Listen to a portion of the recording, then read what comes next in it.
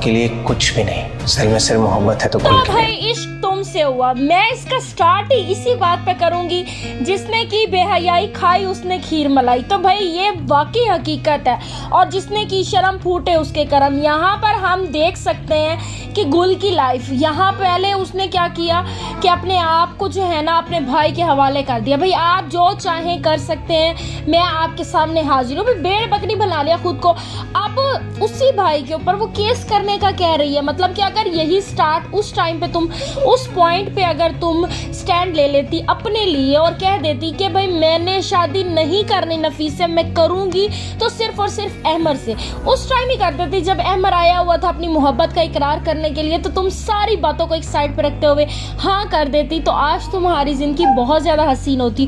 क्योंकि no doubt Ahmar जैसा husband बहुत लकी लोगों को मिलता है। क्या आप भी इन लकी औरतों में शामिल हैं? आपने मुझे कमेंट सेक्शन में ज़रूर बताना है। मेरा कमेंट ऑलरेडी लिख दो जी। तो भाई आपने क्या करना, छेती मेरे चैनल को सब्सक्राइब कर देना है। तो यहाँ पर अब गुल वाकई ही यही करेगी कि वो अपने भाई के ऊपर केस करने का कहेगी। खैर गुल जितनी भी बेहया पर इतनी बेहया नहीं होगी कि सीधा पहुंच जाएगी अपने भाई के ऊपर केस करने के लिए। लेकिन खैर ये धमकी काफ़ी है भाई, सीधी सी बात है। अगर यही पहले कर लेती तो हम भी बहुत ज़्यादा खुश होते। खैर हमें भी ये ट्विस्ट देखने को ना मिलता। और अगर मैं बात करूँ इस पिंकी की, ओ जी जिस तरह इसका नाम है ना, शक्ल और सूरत बिल्कुल भी ऐसी नहीं है। खैर मेकअप तो ऐसा ही है पिंक पिंक, लेकिन काम बिल्कुल पिंकी वाले नहीं है भाई। इतनी चप्पड़ चप्पड़ करके बोलने वाली, सीधा खरा खरा करके ना जो उसने सासू माँ और सुरैया को जवाब दिए ना, यकीन करें ये दोनों डिजर्व ही ऐसी बहू करते हैं। इन्हें गुल जैसी सीधी सादी मिल गई थी ना, तभी ये जो है ना हर वक्त उसको थिगनी का नाच नचाई रखते थे। अब ये वाली जो आएगी ना और इनको नचाएगी ना, वो तो कमाल होने वाला है। ये जो कह रही थी ना कि मैं तुम्हें तलाक दिलवा कर रहूंगी, तलाक दिलवा कर रहूंगी, तो भाई सीधी सी बात है ये तलाक नहीं दिलवा सकती।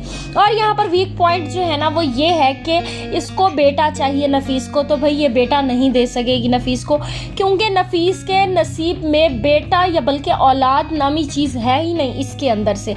तो भाई जो औलाद अल्लाह पाक ने इसको देनी थी वो गुल से दे दी, चाहे बेटा चाहे बेटी। तो ये जितनी मर्जी कोशिश कर ले, मुझे ऐसा लग रहा है कि पिंकी के निकलने की सबसे बड़ी वजह भी यही होगी कि इसके यहाँ औलाद नहीं होगी। बहरहाल जब तक औलाद नहीं होती ये सही किस्म का अपनी सासू माँ और अपनी नंद को जो है ना वो थिगनी का नाच नचाने वाली है।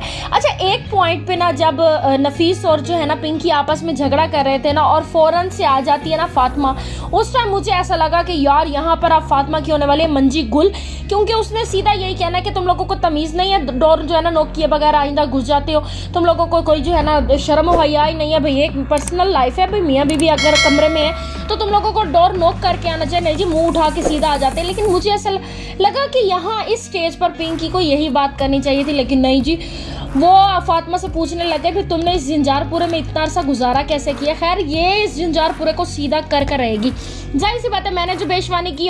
और एक चीज़ नौशीन, अल्लाह जी मैं तो नौशीन के बदलते तेवर ही मुझे हैरान करके, भाई जो इतनी नरम मीठी और वो हर वक्त अपनी जो है ना अम्मा के आसपास घूमने वाली, एकदम से कैसे बदल गई, एकदम से उसकी जो है ना वो ज़बान ही चेंज हो गई।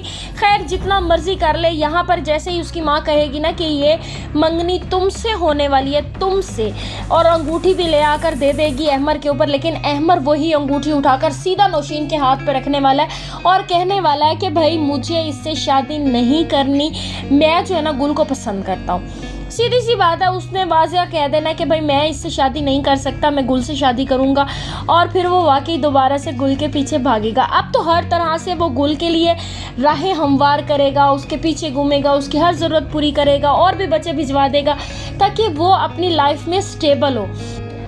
लेकिन उसको स्टेबल कोई रहने देगा तो फिर ना सुरैया ने उसका जीना हराम करना है। लेकिन यहाँ पर इस पॉइंट पे सुरैया खुद खामोश हो जाएगी जब गुल ये कहेगी कि मैं जो है ना इनके ऊपर केस कर दूंगी अगर इन्होंने उस बंदे को जैसे पैसे लिए थे ना एडवांस, पैसे ना लुटाए तो तो भाई ये चुप करके ना पैसा लुटा देंगे और अपनी इज्जत इन्हीं के हाथों में है। लेकिन इस दौरान जो है ना मुझे ऐसा लग रहा है कि यार नोमी का एक्सीडेंट होने वाला है और नोमी माजूर होने वाला है और उसके बाद सुरैया अपने मायके चली जाएगी, क्योंकि उसकी माँ ने ये की बात करनी है कि भाई मुझे जो है ना ये लड़का अब समझ नहीं आता, ये तो खुद तुम्हारे पे बोझ बन गया, कहाँ तुम कहाँ ये, अब कहाँ तुम इसके पीछे मारी मारी फिरते रहोगी, सारा दिन इसकी खिदमतें करती रहोगी, तुम जवान हो, तुम्हें तो एक और अच्छा मिल सकता है। तो भाई इस चीज़ को देखते हुए सुरैया चली जाएगी अपने घर और नोमी को बहुत शिद्दत से एहसास होने वाला है कि उसने बहुत बड़ी गलती की है, हर मौके के ऊपर अपनी बीवी का साथ देकर, अपनी बहन और अपनी माँ को इग्नोर करके।